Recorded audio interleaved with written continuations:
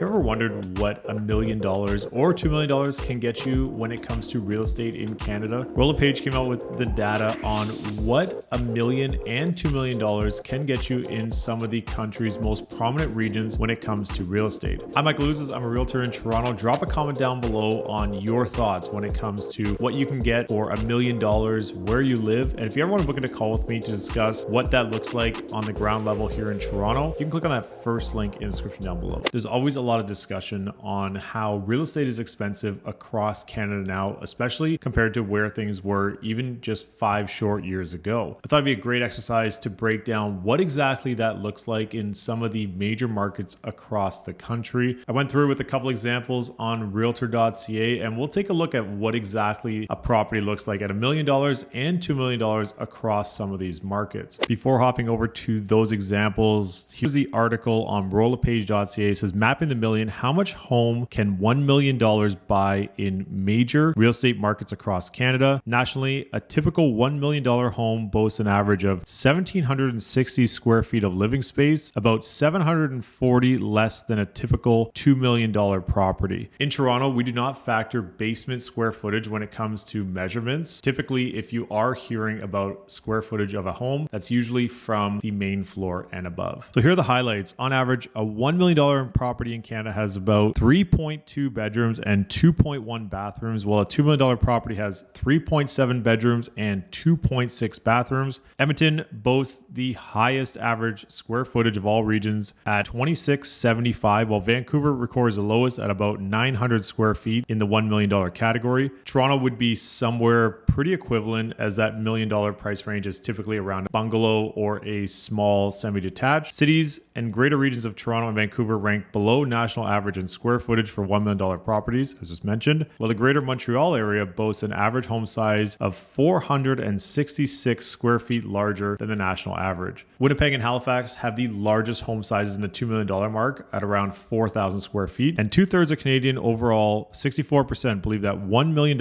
is a reasonable budget to afford a home that meets their household needs. That figure is significantly lower in Ontario and British Columbia. Now, if you do, jumping through the article a little bit more, it does mention that prices are relatively the same year over year from 2023 to 2024 when it comes to what $1 million and $2 million can get you, at least in the current market. When buying a home priced at $1 million or more, you will need in Canada 20% down minimums, $200,000 minimum on that purchase for your down payment. Here's the $1 million properties report. Properties valued between $950,000 and $1,050,000. Nationally, 3.2 bedrooms, 2.1 bathrooms, 1,760 square feet. In the Greater Toronto Area, you're looking at about 3 bedrooms, 2.3 bathrooms at 1,459 square feet. And keep in mind, the Greater Toronto Area is absolutely massive. So property in Toronto will be much smaller than a property maybe 30, 40 kilometers outside of the downtown core. And in general, those properties in Toronto are quite old, which typically they were built smaller in those times. And you do see shorter basements as well in the city of Toronto. In Toronto, on average, 2.8 bedrooms, 1.9 bathrooms, and 1,218 square feet. So this is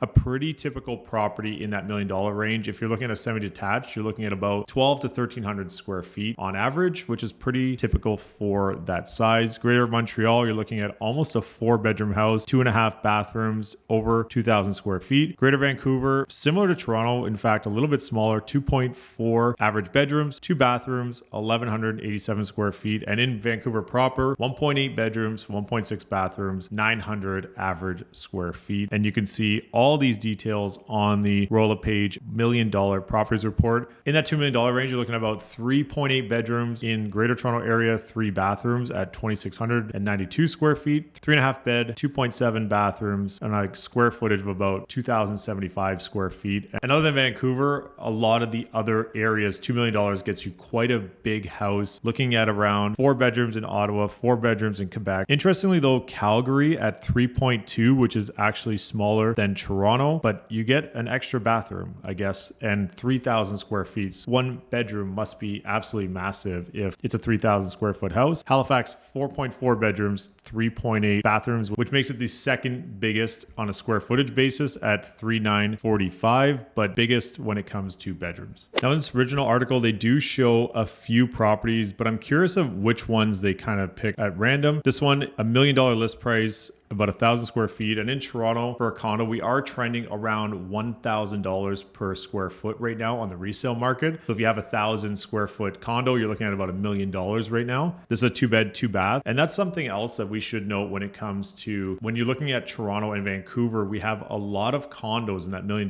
mark, which are large size 2 bedrooms in the downtown core. When it does say that the square footage is smaller, these are also factored into these averages. Now the next one up, they picked a home in Caledon, Ontario, and Caledon is not exactly close to Toronto. We're talking at least an hour and a half away, minimum an hour for sure. And this is $1 million for 1,800 square feet. Now, interestingly, this is a 2-bedroom, 3-bathroom house. And then looking here at this $2 million condo, this is listed by my office, a roller page signature. This is a $2 million condo. It's 1,500 square feet. It's a 3-bedroom plus den, 2 bathrooms. And this is in a great location here in the downtown core, right across the street from the new well here at Wellington and Spadina. I thought it'd be great to break down each different market individually and show a bigger example or a different example than the ones on the Rolla Page site. For Toronto, it's a pretty vast area, but if we look at what a detached property costs in Toronto proper, you're looking at around an average price of benchmark $1,600,000, semi-detached in around that $1.2 million mark, townhouses around $860,000 and condos around $715,000. These are benchmark prices, but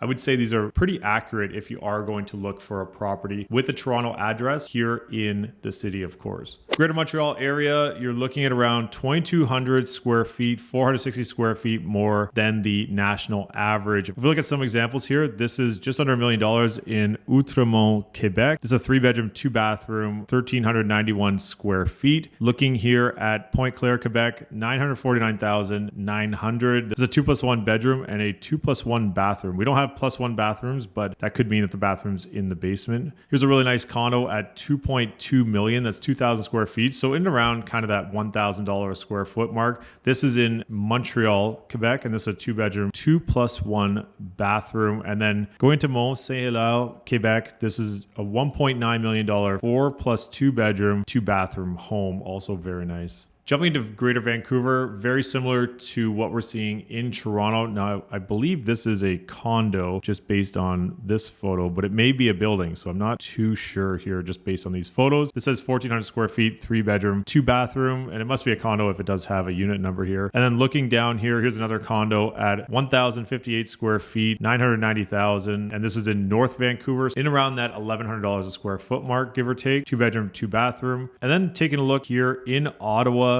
I'm surprised they put a condo first at $1 million. That's a 1,540 square foot condo, much bigger than what you'd get in Toronto for $1 million. That's Penthouse 807 at 320 McLeod. 2-bedroom, 2 bathrooms, 1,540 square feet. Jumping into Calgary, here's an example of a 1+2 bedrooms. I'm guessing 2 bedrooms are down below. 3-bathroom. This is a $1 million listing, and it's a really beautiful home, really nice finishes, and this shower looks really, really cool. Then going down here at $2 million, 4,000 square foot home, 4+1 bedroom, 5 bathrooms. Really, really nice. And this staircase looks really cool as well. Looking at Edmonton, and you really do get some nice property here in Edmonton by the looks of it. 1.1 million, 3,600 square feet, 4-bedroom, 4-bathroom. And then looking at the $2 million mark, and I'm guessing it's one of these. This is a 4,600 square foot home, 12-bedroom, 12-bathroom, 4 half bathrooms. Oh, entire structure. Okay, so this would be, for example, this entire structure at $2 million, which you definitely wouldn't see something like that in Toronto for sure. Halifax looking at $1 million. This is in Bedford, Nova Scotia. I don't believe it's right in Halifax. This is a really nice home. This is a 3,200 square foot, 5-bedroom, 4-bathroom home. And then going in the close to the $2 million